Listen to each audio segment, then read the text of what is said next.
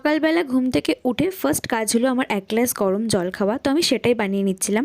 আর আগে আমাকে এটা মায়ে বানিয়ে দিত, কিন্তু এখন আমার মনে হয় ঘুম থেকে উঠে নিজে যদি আমি একটু নড়াচড়া না করি তাহলে আমার হয়তো শীতটা কাটবেই না। তো আমি সেই জন্য নিজেই বানিয়ে খেয়ে নিই। দেন তারপর ব্রেকফাস্টে খেয়েছিলাম একটা রোল। আর আজকে অনেক দিন পর পুজো করব, কারণ আমার বাড়িতে পুজোটা মাই করে, তো আমি করছি এখন। তো সেই জন্য টুকটাক ফুল আমি তুলে নিয়েছিলাম। আর আমাদের বাড়ির ছাদে না বেশ ভালোই ফুল ফুটেছে, দেখতে বেশ মিষ্টি লাগছে। দেন স্নান টান করে স্কিন কেয়ার করে নিয়েছিলাম।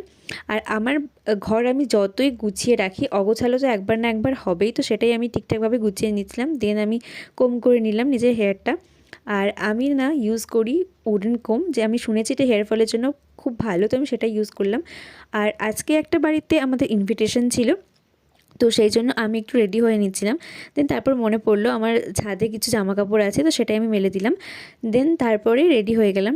তো this is my final look. আর আমি সেরকম কিছুই করিনি, জাস্ট একটা কুর্তি পরেছিলাম। আমি জানি অনেকেই বলে আমার শর্ট হেয়ারটা ভালো লাগে না, বাট আমার মনে হয় আমার ফেসে শর্ট হেয়ারটা খুব ভালো মতো যায়। দেন তারপর রাত্রে এসে আমি কালকে একটা ওয়েডিং আছে, তো সেই জন্যই আমি সব কিছু প্রপারভাবে বের করে নিয়েছিলাম যা যা আমার লাগবে। তো এই শাড়িটা আমি পরবো ঠিক করেছি, বাট এটার সাথে যে আমি কোন জুয়েলারি পরবো সেটা আমি একদম ঠিক করতে পারছি না। আমার কাছে অনেকগুলোই আছে, আর আমি জানি যে এরকম শাড়ির সাথে কোনো একটা স্টোনের ওয়ার্ক করা সিম্পল কোনো একটা সেটই মানাবে, বাট ফাইনালি আমি এখন বুঝতে পারছি না যে কোনটা মানাবে।